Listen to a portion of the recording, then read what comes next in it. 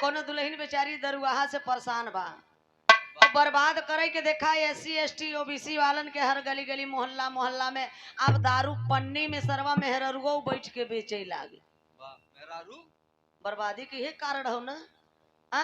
School बंद कराया जात बा, मंदिर घर घर गांव गांव बनवाया जा रहा है, दारू का ठिका हर मोहल्ले में है, तो कोनो दुल्हन बेचारी दुल्हा से अपने परेशान बा। कहता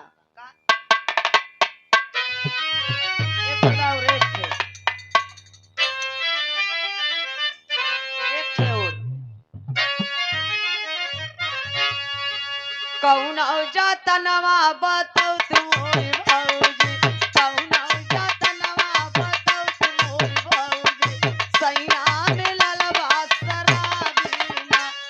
शराबीना हो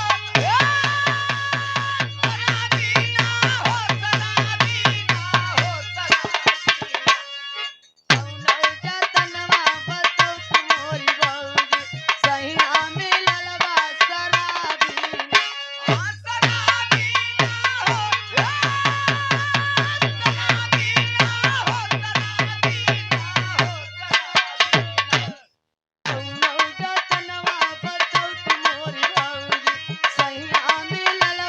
शराबीना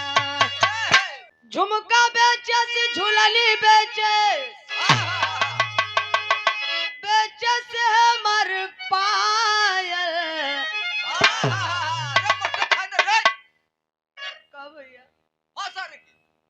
मारी मारी दही जरा कनाते कई दिल सिखायल के सारे के जूता जूता मारे चाहता। कौनो जतनवा बताओ तुम्हारी बहन, कौनो जतनवा बताओ तुम्हारी बहन, सैया में ललवा शराबीना शराबीना हो शराबीना हो शराबीना हो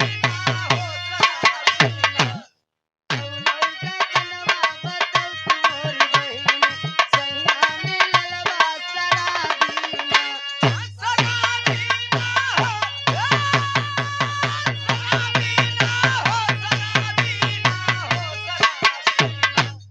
कौनो जतनवा बताओ तुम्हारी बहन,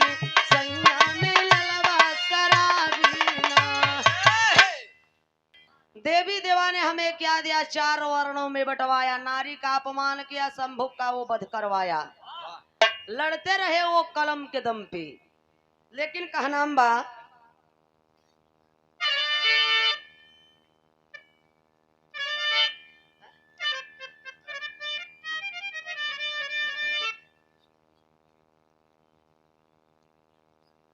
आखिरी लाइन कहनाम बा है,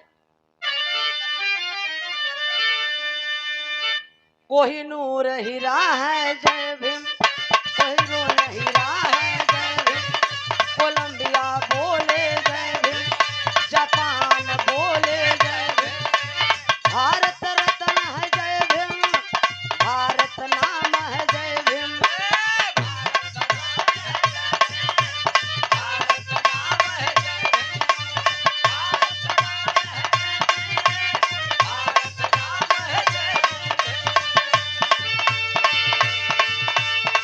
कभी न घर में ओ सोए,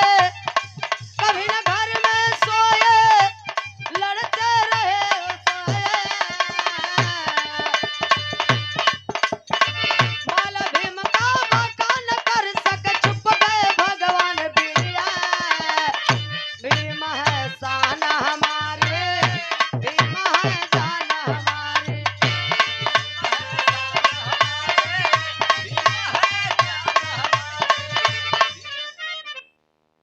कहनाम बा है आखिरी लाइन में, बाबा हो संविधानवा बनाई गए,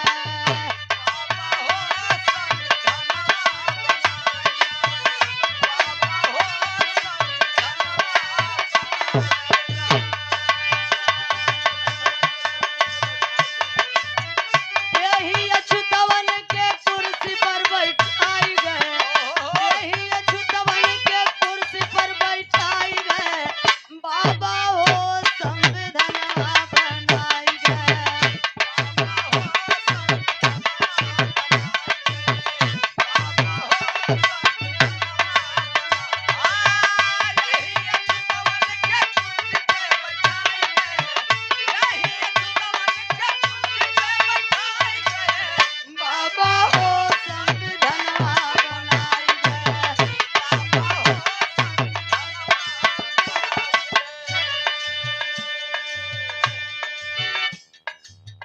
जौने अछुतवन के मिलई ना भोजना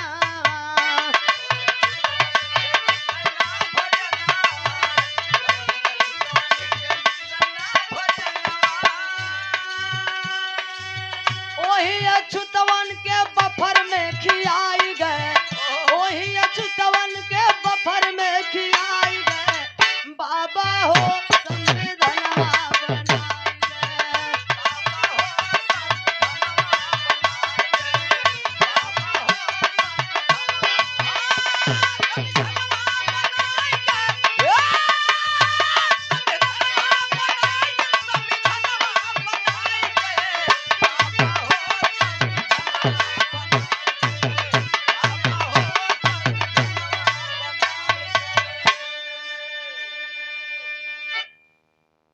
जौने अछुतवन के हरिया पहिनावे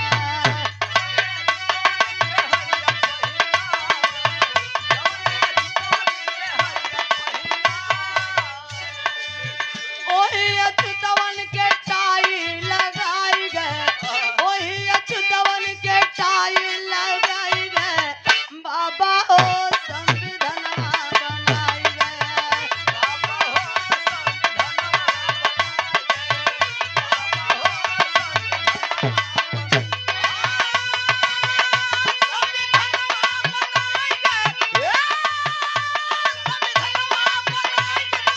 बनाई गए बाबा हो संविधानवा बनाई गए ओही अछुतवा का लट्टर बनाई गए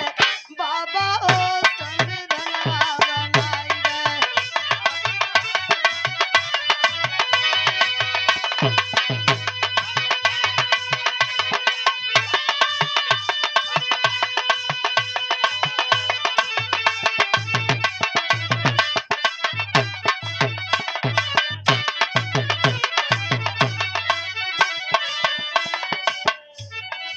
ए बाबू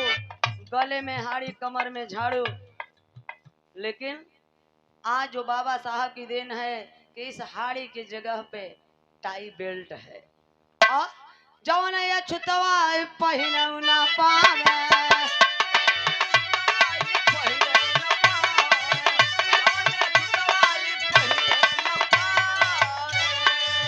वही अछुतवा के बेल्ट पहनाई गए वही अछुतवा के बेल्ट पहनाई गए बाबा हो संविधानवा बनाई गए बाबा हो संविधानवा बनाई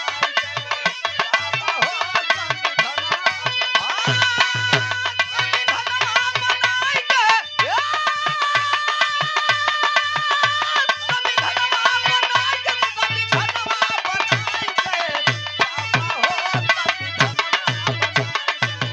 बाबा हो है संविधानवा बनाई गए कृपया भैया आप लोग वो वाला जो हमारा गीत है उसको नेट पे मत डालिएगा ठीक है भगवानों नमो बुधाय सब कोई बोलो